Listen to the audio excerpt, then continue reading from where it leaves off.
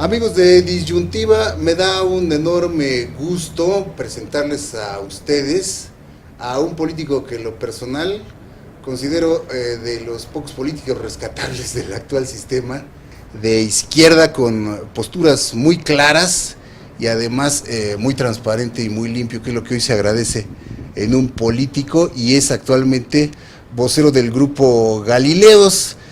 Pues no es una tribu más, sino pues una corriente de pensamiento Galileos. Si quieres empezamos por ahí, mi querido Fernando. Gracias. Muchísimas gracias. Gracias, Jorge, pues encantado y gracias por tus palabras, mucho me honran, pero también me comprometen.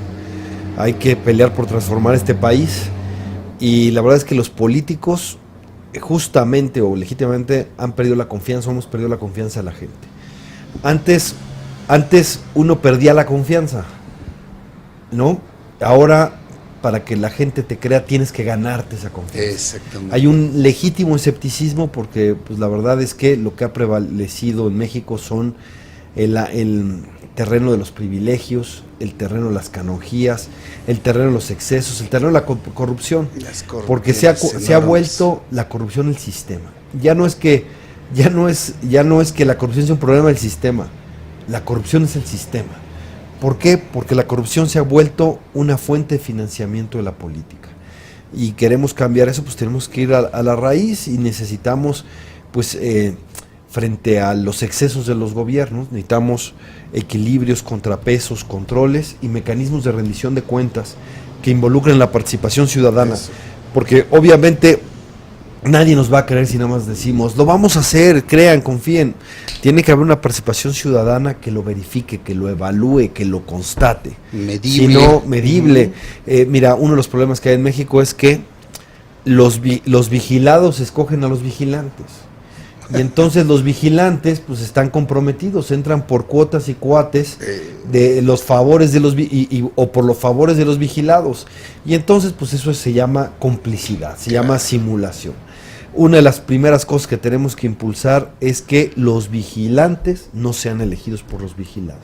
Ciudadanicemos los nombramientos de los órganos autónomos de esas instituciones para que haya una garantía de que los vigilantes no están coludidos con los vigilados. Eso me parece que es fundamental, y estoy pensando, por supuesto, en primerísimo lugar en el Sistema Nacional Anticorrupción, ¿no? Pero también podría hablar del el asunto del órgano electoral en México, ¿no? Como vienen por cuotas y cuates, pues eso ha pasado. Y lo que está pasando con la Suprema Corte de Justicia de la Nación, que después de tener una excelente corte que se metía en grandes temas, sí, y daba una luz sobre importantes problemáticas y en grandes debates públicos, pues hay una degradación clara de la Suprema Corte, y tiene que ver pues lo mismo, los cuates y las cuotas. Exactamente. O los cuatas y cuates, como se dice, ¿no?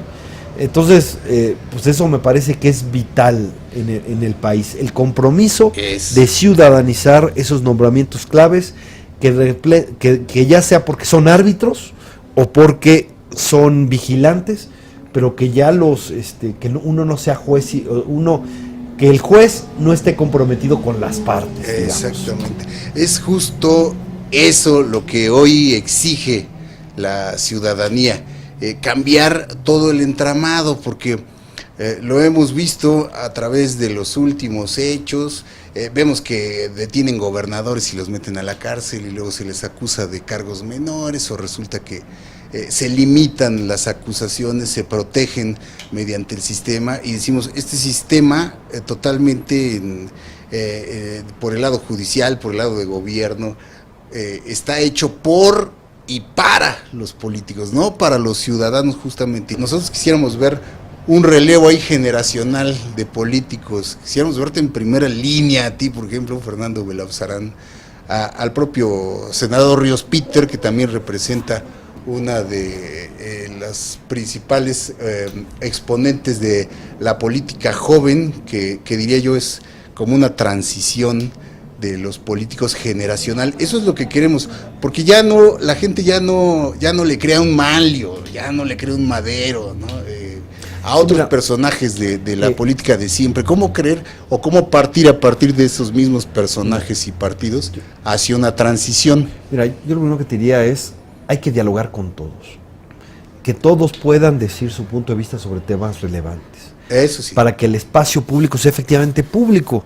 Porque pues los actores políticos importantes pues no los puedes eludir, los vas a tener que tratar sea en el Congreso, sea en otros lados.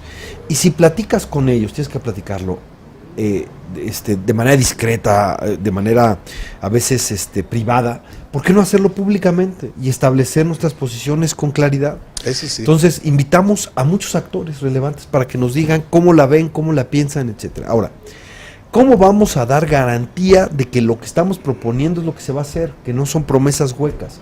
La garantía es la participación de la sociedad civil.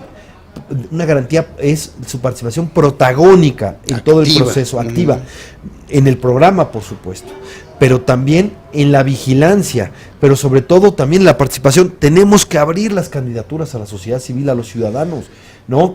Porque si no, sí, podría ser puro taco de lengua.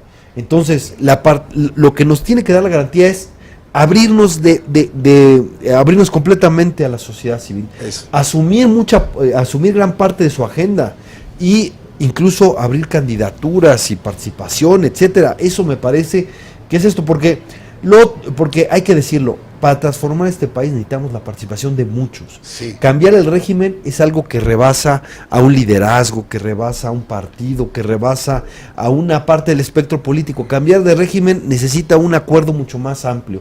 Por eso, hasta abajo. Por eso la idea de esto. Ahora, el Frente Amplio es mucho más allá, mucho más ambicioso que la alianza electoral PAN y PRD. Por Eso supuesto, es lo que hay que dejar muy claro, porque es lo como se está tratando de vender, por ejemplo, desde el PRI mismo, que sí le preocupa. Yo siento que sí le preocupa al PRI, y también le preocupa a López Obrador y a Morena, ¿no? Son los dos, digamos, las alianzas los dos tiradores. Las alianzas PAN-PRD han sido exitosas y han ganado elecciones.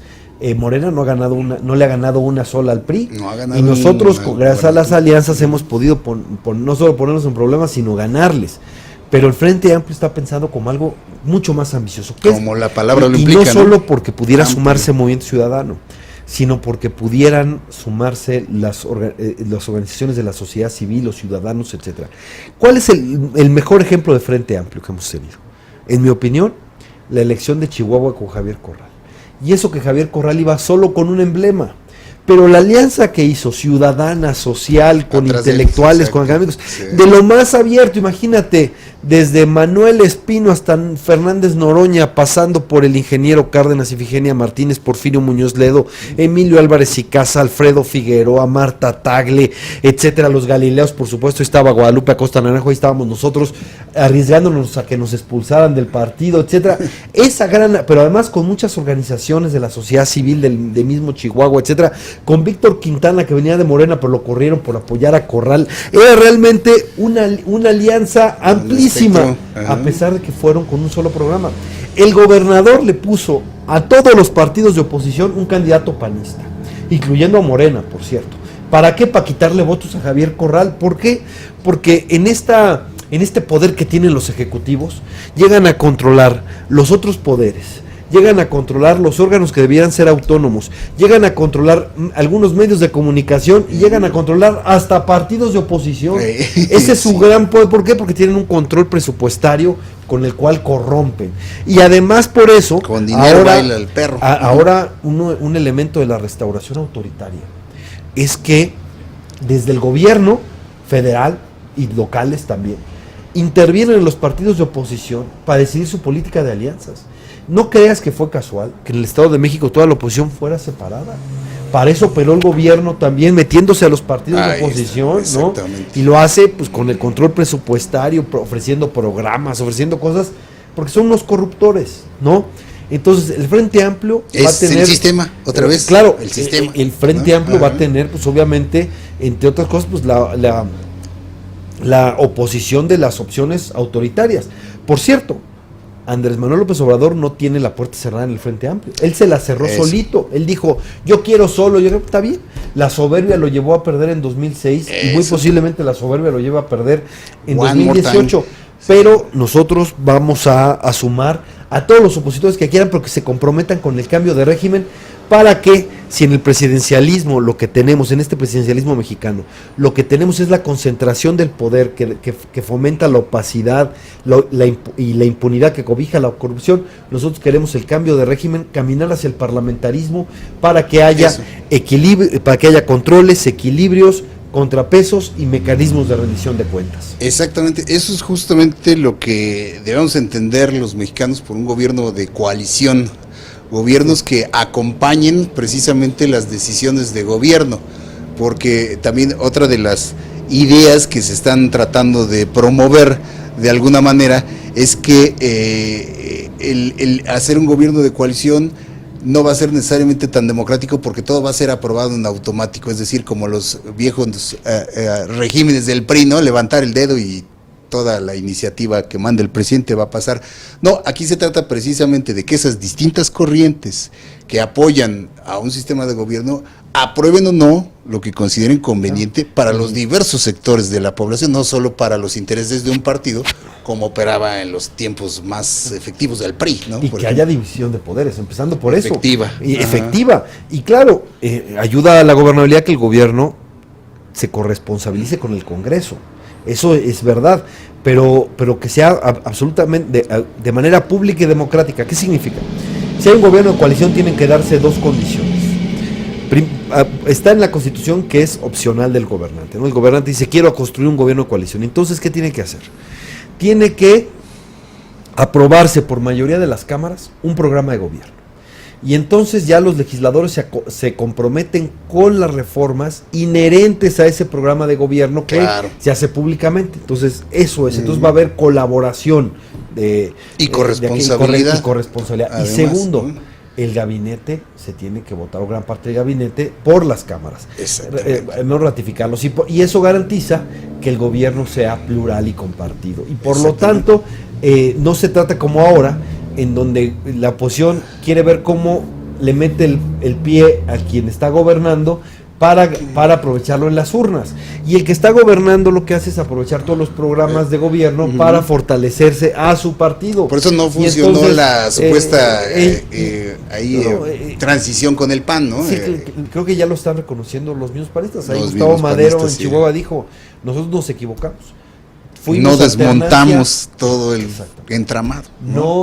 Dice, no desarticulamos, efectivamente, él usa una parte que es, bueno, lo que es no quitamos el viejo régimen, mantuvimos el viejo régimen y lo que hay que hacer es desmantelar efectivamente lo que ha sido esto, y efectivamente se desperdició una gran oportunidad.